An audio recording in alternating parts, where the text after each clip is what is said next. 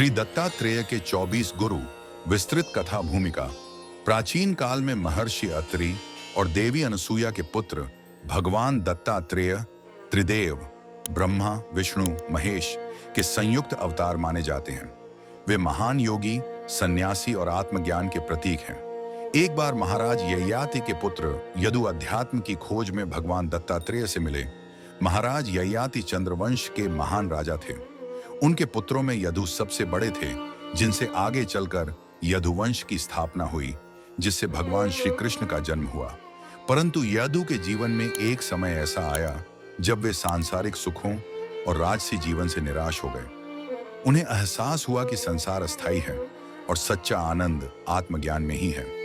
इस ज्ञान की खोज में वे एक महान गुरु की तलाश में निकल पड़े। तब यदु भगवान दत्तात्रेय से मिले और विनम्रता से पूछा, हे महात्मन, आप सदैव प्रसन्न और आनंदमय दिखाई देते हैं। आप पर न कोई चिंता का प्रभाव पड़ता है, न ही कोई मोह बंधन दिखता है। कृपया मुझे बताइए, आपका गुरु कौन है? आपने यह दिव्य ज्ञान किससे प्राप्त किया? तब उन्होंने उत्तर दिया कि मेरा कोई एक गुरु नहीं, बल्कि मैंने प्रकृति और जीव जंतुओं से ज्ञान प्राप्त किया है। इसके बाद उन्होंने अपने 24 गुरुओं के बारे में बताया। भगवान दत्तात्रेय के 24 गुरु और उनसे मिला ज्ञान एक पृथ्वी, धरती, सहनशीलता और सेवा भाव। धरती पर भयंकर तूफान आते हैं, लोग इसे खोदते हैं, कचरा फैलाते हैं, फिर भी यह सब सहन करती है और सबको जीवन देती है। इसी तरह हमें सहिष्णु और क्षमाशील बनना चाहिए। दो वायु, हवा, निर्लिप्तता और स्वतंत्रता। हवा हमेशा स्वच्छ और स्वतंत्र रहती है, चाहे वह गंदगी से होकर भी गुजरे। यह हमें सिखाती है कि हम भी संसार में रहते हुए निर्लिप्त और स्वतंत्र रहें। 3 आकाश, आसमान, सर्वव्यापकता और निष्कलंकता। आकाश सब जगह व्याप्त है, लेकिन किसी से बंधा नहीं। यह सिखाता है कि आत्मा असीम है और हमें संसार की माया में नहीं फंसना चाहिए। 4 जल, पानी, शुद्धता और दानशीलता। जल बिना किसी भेदभाव के सबको शीतलता और जीवन प्रदान करता है। हमें भी जल की तरह पवित्र, सरल और दूसरों की सेवा करने वाला बनना चाहिए। 5 अग्नि, फायर। पवित्रता और ज्ञान का प्रकाश। अग्नि शुद्ध होती है और शुद्ध करती है। ज्ञान भी ऐसा ही होता है, जो अज्ञान रूपी अंधकार को जलाकर नष्ट कर देता है। 6 चंद्रमा, मून। शरीर नश्वर है, आत्मा अमर है।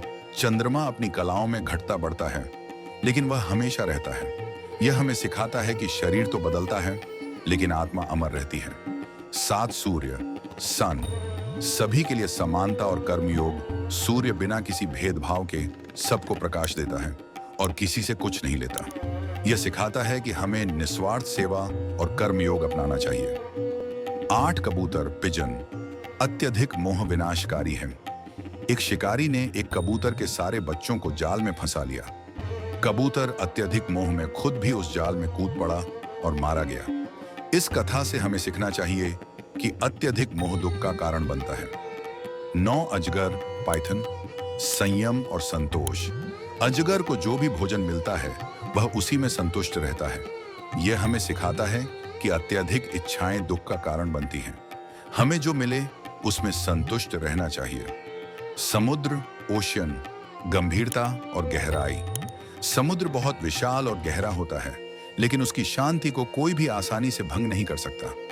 यह सिखाता है कि हमें भी अपने विचारों और आत्मा को शांत और गहरा बनाना चाहिए। एक पतंगा, मौत। इंद्रियों पर नियंत्रण। पतंगा प्रकाश के मुंह में आकर झलकर नष्ट हो जाता है। यह सिखाता है कि इंद्रियों के वशीभूत होकर चलने से विनाश निश्चित है। 1-2 मधुमक्खी, बी। ज्ञान अर्जन का महत्व। मधुमक्खी विभिन्न फूलों से रस लेकर शहद बनाती है। यह सिखाता है कि हमें विभिन्न शास्त्रों से ज्ञान लेकर अपने जीवन में अमृत समान सद्गुणों का संग्रह करना चाहिए। 13 हाथी, एलिफेंट। वासनाओं का नाश आवश्यक है। हाथी को पकड़ने के लिए शिकारी मादा हाथी का उपयोग करते हैं। यह दर्शाता है कि वासनाएं व्यक्ति को बंधन में डाल सकती हैं और उसका पतन कर सकती हैं। 114 हिरण, डियर। लालच से बचाव।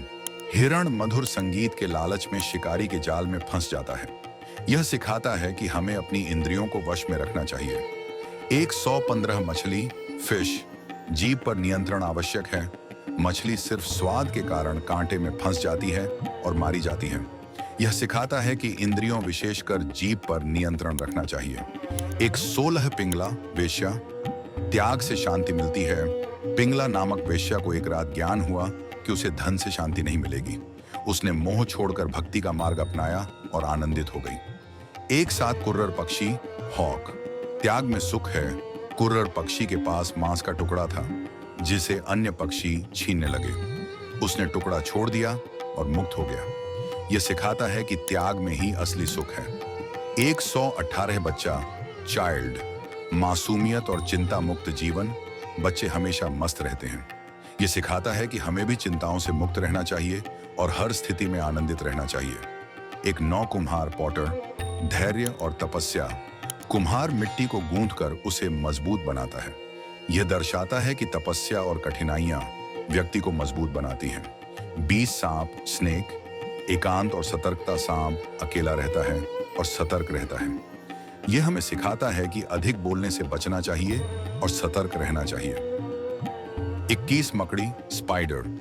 सृजन और संहार मकड़ी अपने जाले को स्वयं बुनती है और जब आवश्यक हो तो उसे खुद ही निगल लेती है। यह हमें सिखाता है कि संसार ब्रह्मा द्वारा रचा गया है और अंततः उसमें ही विलीन हो जाता है। यह आत्मनिर्भरता और माया के चक्र का भी प्रतीक है। 22 भृंगी बीटल। ध्यान और रूपांतरण। भृंगी कीट को पकड़कर अपने घोंसले में बंद कर देता है और धीरे धीरे वह कीट भी भृंगी में परिवर्तित हो जाता है। यह हमें सिखाता है कि जिस चीज पर हमारा ध्यान केंद्रित होता है हम उसी के समान बन जाते हैं। अतः मन को सदैव ईश्वर और ज्ञान पर केंद्रित रखना चाहिए। तीसरी, जलाशय, रिजर्वोयर। आत्मज्ञान और पूर्णता। जब कोई व्यक्ति विशाल जलाशय तक पहुंच जाता है तो उसे छोटे छोटे जल स्रोतों की आवश्यकता नहीं रहती। इसी प्रकार जिसे आत्मज्ञान प्राप्त हो जाता है उसे अन्य सांसारिक चीजों की आवश्यकता नहीं रहती। 24 तीर बनाने वाला, एरो मेकर। एकाग्रता और ध्यान तीर बनाने वाला अपने काम में इतना लीन रहता है कि उसके पास से राजा भी गुजर जाए तो उसे पता नहीं चलता। यह सिखाता है कि सफलता के लिए पूर्ण एकाग्रता आवश्यक है और ध्यान का अभ्यास करना चाहिए।